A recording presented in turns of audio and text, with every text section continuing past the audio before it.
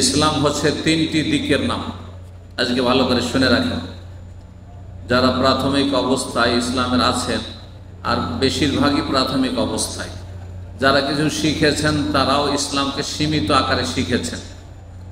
ইসলামকে সীমিত আকারে শিখা হচ্ছে ঠিক ওই রকমই যেমন কানা মানুষের দেখা, এক চোখে দেখে এক চোখে দেখে না। তো যেই চোখে দেখে ওই দিকটা দেখে, কিন্তু এই চোখে যে দেখে না ওই দিকটা দেখতে পায়। তো যারা সামান্য কিছু ইসলাম সম্পর্কে জানছেন, পুরোপুরি মোটামুটি জানছেন না, যতটা ফরজ ততটা জানছেন না, তারা মনে করেন যে ইসলাম কি নামাজ রোজা করলেই তো হয়ে গেল। এটা আমাদের দেশীয় কথা না? হ্যাঁ, আমি বহু লোককে দেখেছি এরকম। ডাক্তার, এমবিবিএস ডাক্তার, হসপিটালে ক্লিনিকে বাংলা ভাষী অথবা উর্দু ভাষী, কখনো গেছি তাদের কাছে, হয়তো ইসলামিক সেন্টারে আসেন। হ্যাঁ, কেউ তো আচ্ছা ঠিক আছে, যারা একটু সামাজিকতা আছে বলে ঠিক আছে ইনশাল্লাহ ইনশাল্লাহ আসুক আর না আসুক ইনশাল্লাহ আসবো, আর ব্যস্ততা ইত্যাদি। আর কিছু লোক আছে, হ্যাঁ আলহামদুলিল্লাহ নামাজ রোজা করছি। একজন ডাক্তারের কথা আমার ভালো মনে পড়ছে, আলহামদুলিল্লাহ আমার নামাজ রোজা আমি করি। তো ইসলামী সেন্টারে যাওয়ার উদ্দেশ্য, ওর কথা হচ্ছে যে কি নামাজ রোজা শিখা, হ্যাঁ আমার নামাজ রোজার দিকে আগ্রহী হওয়া, তো নামাজ রোজা করি, তো ব্যাস ইসলাম হয়ে গেল। এর নাম এতটুকু ইসলাম, কানা লোকের ইসলাম। শুধু নামাজ রোজাতে ইসলামকে সীমিত মনে করা কানা লোকের ইসলাম। তা ইসলামকে দুই চোখ দিয়ে দেখতে হবে। কোরআনের সূরায়ে ফাতিহা থেকে শুরু করে সূরায়ে নাস পর্যন্ত 114টি সূরাতে যতগুলি বিষয় রয়েছে মানব জীবনের সাথে সম্পর্কিত, সবগুলি বিষয়ের বাস্তবায়নের নাম, পালন করার নাম হচ্ছে ইসলাম। এবং কোরআনে কারিমে বড়ই সারসংক্ষেপ বর্ণনা করা হয়েছে ঈমান ইসলামের, দিনের। সুতরাং তার বিশদ বর্ণনা রাসূলুল্লাহ সাল্লাল্লাহু আলাইহি ওয়াসাল্লামের সুন্নাহ হাদিসে রয়েছে। সুতরাং হাদিসের আলোকে কোরআনের আয়াতের তাফসীর ব্যাখ্যা জানতে হবে এবং সেই অনুযায়ী আমল করতে হবে, তাহলে ইসলাম পালন হবে। তো ইসলামের তিনটি দিক আছে বললাম, তাই না? ভালো করে মুখস্থ করবেন, ভুলবেন না। একটি হচ্ছে বিশ্বাসের দিক, যার নাম আকীদা। বিশ্বাস, বিশ্বাস দুই রকম, হ্যাঁ, সহি বিশ্বাস আর ভুল বিশ্বাস, তাই না? কেউ কিছু বিশ্বাস করে, হ্যাঁ সহি শুদ্ধ বিশ্বাস, আসলে বাস্তব। আর অনেকে বিশ্বাস করে অবাস্তব, মিথ্যা বিশ্বাস, হ্যাঁ ভ্রান্ত বিশ্বাস। এই জন্য বলা হয় এই বিশ্বাসটি ভ্রান্ত বিশ্বাস, ঠিক কিনা? তাহলে আকীদা মানে ধর্মীয় বিশ্বাসটা সহি শুদ্ধ হইতে হবে। বিশুদ্ধ আকীদা অন্তরে বিশ্বাস করতে হবে, জায়গা দিতে হবে এবং সেই অনুযায়ী জীবনযাপন করতে হবে। সেই অনুযায়ী আপনাকে মুসলিম হইতে হবে, সহি আকীদাওয়ালা হইতে হবে। বিশুদ্ধ আকীদা, আল্লাহ এক, আল্লাহর সাথে কোনো শরিক নেই, কোনো শরিক নেই, তার কাজেও শরিক নেই। তাওহীদের কথা আলোচনা করেছি 2-3 দিন আগে। তার কাজেও শরিক নেই, তার ইবাদতেও শরিক নেই, তার নাম গুণাবলিতে কেউ শরিক নেই, কোনো কিছুতে শরিক নেই। এমনকি রসুলও আল্লাহর শরিক না, রসুল আল্লাহর গোলাম, আবদুহু ওয়া রাসূলুহু। কি শাহাদাত দিচ্ছেন? কালিমা শাহাদাত, ওয়া আশহাদু আন্না মুহাম্মাদান আবদুহু ওয়া রাসূলুহু। আমি সাক্ষী দিচ্ছি যে মুহাম্মদ সাল্লাল্লাহু আলাইহি ওয়াসাল্লাম আল্লাহর বান্দা, আমি আল্লাহর বান্দা, নবী আল্লাহর বান্দা। কিন্তু যেমন আপনার ঘর আর মক্কার কাবা ঘর যেমন পার্থক্য রয়েছে, তেমনি আমি আল্লাহর বান্দা আর নবীও আল্লাহর বান্দায় পার্থক্য আছে। নবী আল্লাহর বান্দা মানে আমার সমান হয়ে গেল না বান্দা করলে, বুঝছেন?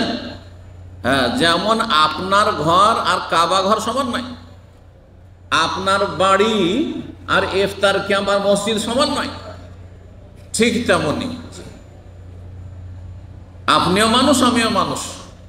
কিন্তু একজন আলেম আর একজন সাধারণ মানুষ সমান নয়, ঠিক ওই রকমই। যেমন একটা মসজিদ, হ্যাঁ একটা ইসলামিক প্রতিষ্ঠান, আর একটা দুনিয়ার এমনি ঘর, আড্ডা দেওয়ার ঘর, সমান নয়। কুল হাল ইয়াস্তাবিল্লাযীনা ইয়ালামুনা ওয়াল্লাযীনা লা ইয়ালামুন। হে নবী বলে দাও, যারা জানে, জ্ঞানী আলেম, আর যারা জানেন না সমান হইতে পারে? যেমন রাত দিন সমান হয় না, আলো অন্ধকার সমান হয় না, হ্যাঁ, আর তারপরে আপনার রৌদ্র আর ছায়া সমান হয় না। এইভাবে আল্লাহ বুঝিয়েছে। তো বলছিলাম সহি আকীদা আল্লাহ সম্পর্কে হচ্ছে এটি। সহি আকীদা হচ্ছে আল্লাহ কোথায় আছেন? আল্লাহ সমস্ত সৃষ্টির মধ্যে আছেন সব জায়গায়, না সৃষ্টির ঊর্ধ্বে আছেন? সৃষ্টির ঊর্ধ্বে আছেন, সৃষ্টির সাথে মোটেই মিশে নেই। সমস্ত সৃষ্টির ঊর্ধ্বে, সমস্ত সৃষ্টি সাত আসমান পর্যন্ত, আরশ আল্লাহর সৃষ্টি, কুরসি আল্লাহর সৃষ্টি, আরশ কুরসি সাত আসমানের ওপর, তার উপরে আল্লাহ রাব্বুল আলামিন তার আরশ। এটা হচ্ছে সহি আকীদা। আর ভ্রান্ত আকীদা হচ্ছে যে আল্লাহ সর্বত্র বিরাজমান, কুফরি আকীদা। এই বিশ্বাস ইসলামের নামে রেখে কখনো জান্নাত পাবেন না। আপনি জান্নাতের পথই ধরেননি, আপনি যাবেন মক্কা, ধরেছেন বাহরাইনের রাস্তা, তো কিয়ামত পর্যন্ত আপনি মক্কা পৌঁছতে পারবেন না যতক্ষণ ইউটার্ন করে রাস্তা সোজা না করবেন। যারা বলে আল্লাহ সব জায়গায় বিরাজমান, জান্নাতের রাস্তায় ধরে নিও। যারা বলে যে আল্লাহ তার দফতর কাজগুলি গস কুতুব ওলি আউলিয়াকে ভাগ বন্টন করে দিয়ে দিয়েছে, তারা জান্নাতের রাস্তায় ধরেনি, ওরা আসলে জাহান্নামের রাস্তায় আছে। সুতরাং যত যাবে তত আল্লাহ থেকে দূরে হয়ে যাবে, এই শিরকের পথে। কথা না বাড়িয়ে, আকীদার যেহেতু আজকে আলোচনা নয়, আকীদার গুরুত্ব দেখানোর জন্য একটা দিক হচ্ছে ইসলামের আকীদা কি বিশ্বাস। বিশ্বাস সহি হইতে হবে। আমাদের দেশে ভ্রান্ত বিশ্বাসের শেষ নেই। এমন বিশ্বাস রাখে, উদ্ভট উদ্ভট ভ্রান্ত বিশ্বাস রাখে যে একটা গণ্ড মূর্খরও উচিত নয়, ওর বিবেকও বাধা দিবে। আচ্ছা, নবীর নাম বিনা উজুতে নিলে ক্ষয়ক্ষতি হবে? নবীর নাম যদি মোহাম্মদ কেউ বলে, রাসূলুল্লাহ সাল্লাল্লাহু আলাইহি সাল্লাম দরুদ পাঠ করে বিনা উজুতে, ক্ষয়ক্ষতি হবে?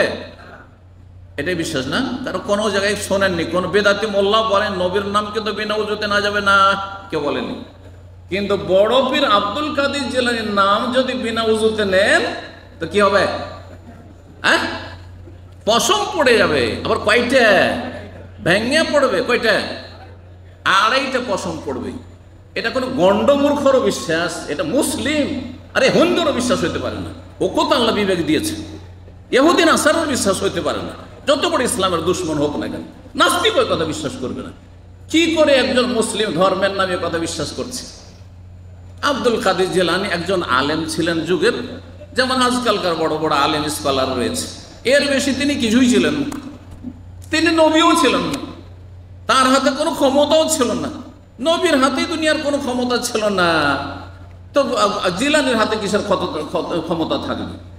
জিলানীর অনেক আগে আবু হানিফা, শাফি, মালিক, আহমদ এসেছেন। আবু হানিফা সম্পর্কে কেন আপনার আকীদা? আপনি তো হানাফি বলছেন, আমরা হানাফি মযহাবের লোক। তো আবু হানিফার নাম বিনা উজুতে নিলে ক্ষতি হবে, এটা কেন বিশ্বাস করেন না আপনি? কারণ এখানে শয়তান আপনাকে নিয়ে খেলা করেনি, কিন্তু জিলানীর ক্ষেত্রে শয়তান আপনাকে নিয়ে খেলা করে জাহান্নামের দিকে নিয়ে গেছে। ভালো করে বুঝেন কিন্তু কথাগুলো। তওবা করে ফিরে আসেন। এলেম শিখতে হবে, শুধু নামাজ রোজা। হ্যাঁ, হুজুর নামাজ রোজা করি, আসেন ইসলামী সেন্টারে। আমাদের ছাত্র ভাইয়ের অনেকে এসে বলে, একজনকে ইসলামী সেন্টার ডাকলাম, বলছে কি হবে, নামাজের কথাই তো বলবে না। মনে হচ্ছে নামাজ ছাড়া আর ইসলামের কিছু নেই, অথচ তার আকীদাই গায়েব। হ্যাঁ, তার মূলই নেই, তার ফাউন্ডেশনই নেই, তার গাছের শিকড়ই নেই। আর্টিফিশিয়াল গাছ, আর্টিফিশিয়াল ইসলাম, কৃত্রিম ইসলাম। আল্লাহ হেফাজত করুন। একটা দিক আকীদা, এটা অত্যন্ত। আকীদা না থাকলে কোনো কিছু দিয়ে ফায়দা হবে না। আগে সহি আকীদা, ভ্রান্ত আকীদাকে উপড়ে ফেলতে হবে, মুছে ফেলতে হবে। যেমন জমি থেকে ঘাস নেড়িয়ে সাফ করে চাষিরা ফেলে, তারপরে ফসল হয় না, আর কোনোদিনই ফসল হবে না। 2 নম্বর ইবাদত বন্দেগী কি ইসলামের দ্বিতীয় গুরুত্বপূর্ণ দিক হচ্ছে ইবাদত, ফরজ আর সুন্নাত। ফরজটা করতেই হবে।